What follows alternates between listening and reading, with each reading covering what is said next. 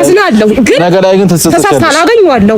አሁን ልጁን እንድታገናኘኝ ነው የምፈልገው። ከአይኔ ወስ የታባታችሁን ያስገባችሁት ልጁ እንደዚህ ሆነሽ ላገናኝሽ አልችልም። ቡዜ ጨርቋን ጥላ መታለች። ቤተሰብ አቤት ንዴት፣ አቤት ብስጭት። ሰሞኑን ግን የት ጠፍተሽ ነው ቡዝዬ ማለት ነው? ሰሞኑን የት ነበርሽ? አሁን እኮ ስንተኛ ቀኑ ነው? አብርሃም በዚህ ሁኔታ ከመጣ ስንተኛ ቀኑ ነው? እና ቢያንስ እኮ ሰው ማለት ነው ቪዲዮ ይሰራል አይደል? ቪዲዮ እንኳን አልሰራችም ቤተሰብ። እና ዛሬ ላይ ኤፋን ቀጥረው ማለት ነው በቃ ጨርቋን መጣል ነው የቀራት። ኦ ማይ ጋድ የቡዜ ሁኔታ ያስፈራል። ሰላማችሁ ይብዛልኝ ውድ ዩቲዩብ ቻናሌ ቤተሰቦች፣ ሰላም ናችሁልኝ? እንዴት ናችሁ? እግዚአብሔር ይመስገን ከኔ ጋር ሁሉ ሰላም፣ ሁሉ መልካም ነው። በነገራችን ላይ ያው ኤፋን አብርሃም ያለበትን ቦታ ካላሳየከኝ እያለችው ነው። በዛ ላይ ደግሞ በጣም ብዙ ነገር ስትናገር ነበር። ሩታ መጥፎ ነገር እንዳደረገች በጣም ብዙ የሚከባብድ ቃላት አውጥታለች። ምን ሲላን ነበር? ኤፋ ነገ የሚጸጽታችሁ ነገር ባትናገሩ ጥሩ ነው እያለ ነው። እንግዲህ ቤተሰብ እኛ አንቀድምም፣ ግንባር ቀደም መሆን የለብንም። ወደኋላ እያፈገፈግን ምሽግ እንዳለ ሰው ማለት ነው ነገሮችን መከታተል ነው ያለብን። እኔ ለምን እንደሆነ አላውቅም፣ ብቻ ግን የአብርሃም ሁኔታ ምንም ነገር ተፈጥሯል ብዬ ሩታን ለመጠርጠር አይምሮዬ አልቀበልም እያለኝ ነው ስቲል እስካሁን። ምክንያቱም እንዴ ስንት የሚጠረጠሩ እዛ አካባቢ ያሉ ሰዎች እያሉ ነው የሩታን ልጠርጥር እንዴ? እንደው ነውር አይደለም? ነውር እኮ ነው። እና ሁኔታው ነው አሁን እዚህ ጋር አብርሃም እንዲህ ሊመለስ የቻለበት ሁኔታ ምክንያቱ ምንድነው? በምን መልኩ ነው ጉዳዩ የተፈታው የሚለውን ሩታና ኤፋ ለኛ ልታጠሩልን ይገባል። ምክንያቱም የሆነ ሁላችንም አሁን ባየር ነው ያለ ነው። ምክንያቱም ለመሰላችሁ ጭብጥ የሆነ ነገር ያስፈልጋል። ምክንያቱ ይሄ ነው።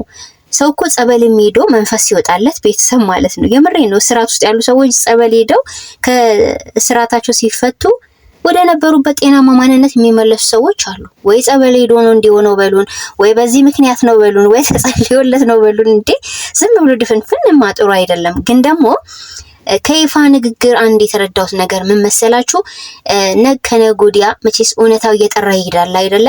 የምታፍሩት እኛ ላይ እጃችሁን የቀሰራችሁ ናችሁ አይነት ንግግር ነው የተናገረው። ስለዚህ ቡዜም ዛሬ ላይ በጣም ሩታን የሚነኩ ከባባድ ቃላቶች ስትጠቀም ነበረ። እንግዲህ ያልፋል፣ በእርግጥ ሁሉም ነገር ያልፋል። እኔ እንዲያውም የቡዜ ሁኔታ ነው ነገሮች ሁላ ለራሷ ህይወት ታስብ። እሷ አብርሃምን ስታሳድድ ያለበትን ለማግኘት በዚህ ልክ ስትበሳጭ ጤንነቷ ራሱ ሪስክ ውስጥ ነው የሚገባው። መጀመሪያ ራስ ይቀድማል አይደለም? አንቺ ካልተረጋጋሽ አብርሃም ማረጋጋት አትችይም። ስለዚህ ኤፋ ልክ ነው። በዚህ ሰዓት ከአብርሃም ጋር አንቺ ማገናኘት በነደደ እሳት ላይ ቤንዚን እንደማነስነስ ማለት ነው አሁን ያለሽበት ሁኔታ እንጂ እንኳን ለማያቅሽ ለማያቅሽም ከባድ ነው ያለሽበት ሁኔታ። በጣም አግሬሲቭ ሆነሽ ነው የመጣሽው። ስለዚህ በዚህ ሰዓት አብርሃምን ብታገኙ ምን ልታረጊ ነው? ሩታን ብታገኛት ምን እንደምታረጊው? የነበራችሁ ሰላም ሁሉ እንዳልነበረ ነው የሚናወጠው። በዚህ ልክ እሱን ችግር ውስጥ እንኳን ቢገባ ልታድኚው አችም እንደዚህ ሆነሽ ማለት ነው። እንደዚህ ቁጡ ሆነሽ እንደዚህ ጨዋሂ ሆነሽ ድምጽሽ ስለል እስከሚል ድረስ እኔ ቡዜ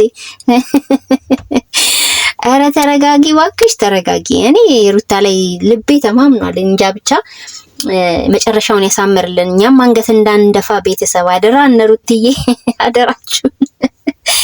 እና ወንድሟን የማግኘት መብት አላት። ግን ደግሞ የቡዜ ሁኔታ ሁሌም ችግር በችግር ላይ መጨመር ነው እንጂ በዚህ ሁኔታዋ ምንም የምትፈታው ነገር የለም። እንደዚህ እየጮሽ እንደዚህ ክፉ ቃል ካፍሽ እየወጣ ሩታን ልክ እንደሆነ ነገር እንደጠመጠመችበት እያረግሽ እንዲህ በቃልሽ አፍ አውጥተሽ እየተናገርሻት እንዴት ሆኖ ነው አንቺ ከሩታና ከአብርሃም ጋር የምትገናኙ? እና በግዳጅ ነው እንግዲህ ማሳየት አለብህ ብላ ነው ገፍታው ይዛው የሄደችው። እሱ ምንም የተፈጠረ ነገር የለም አንቺ እንደምታስቢው አይደለም እያላት ነው።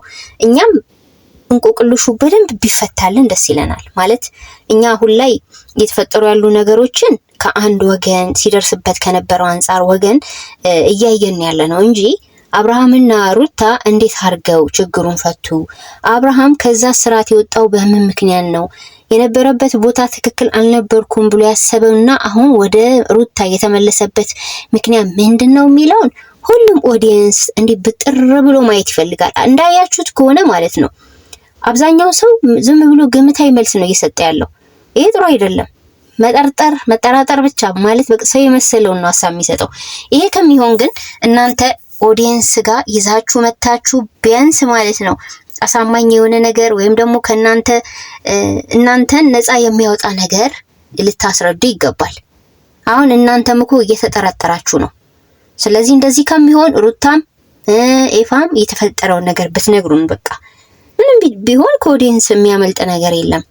ምንም ቢሸፋፈን ከቤተሰብ የሚያመልጥ ነገር የለም አይደል እንዴ? ስለዚህ እኛ አንድ ብትሆኑ ወይም ልጃችሁን ብታሳድጉ አይከፋንም።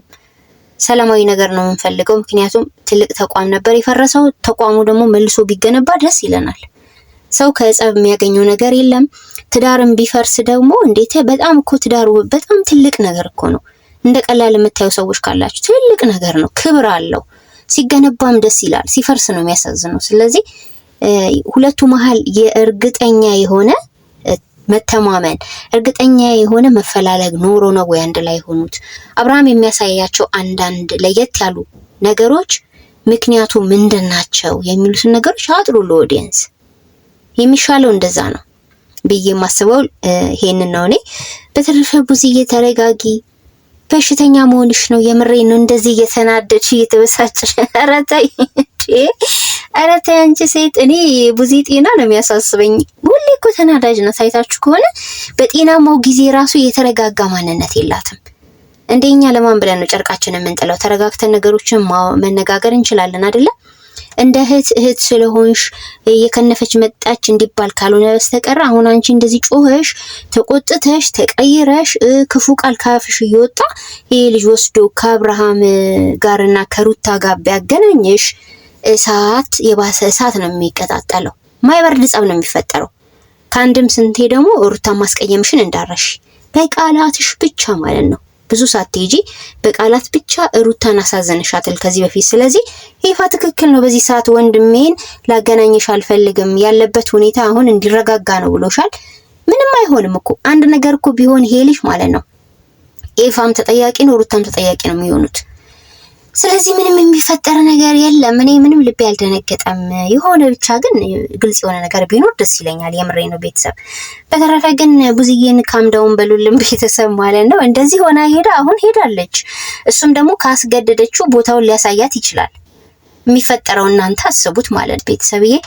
በሌላ ቪዲዮ እንገናኝ። ላይክ፣ ሼር፣ ሰብስክራይብ ማድረግ አትርሱ። 8000 ያስገቡን። ኧረ ተው አመት ሞላን። ቴንኪ ያስገቡን እንጂ ቴንኪ 10,000 ያስገቡንና ደግሞ ደስ ይበለን ቤተሰብ። ሰላማችሁ ይብዛ። ላይክ አድርጉ ተደራሽ እንዲሆን ማለት ነው። ወዳችኋለሁ ቤተሰብዬ፣ ክበሩልኝ።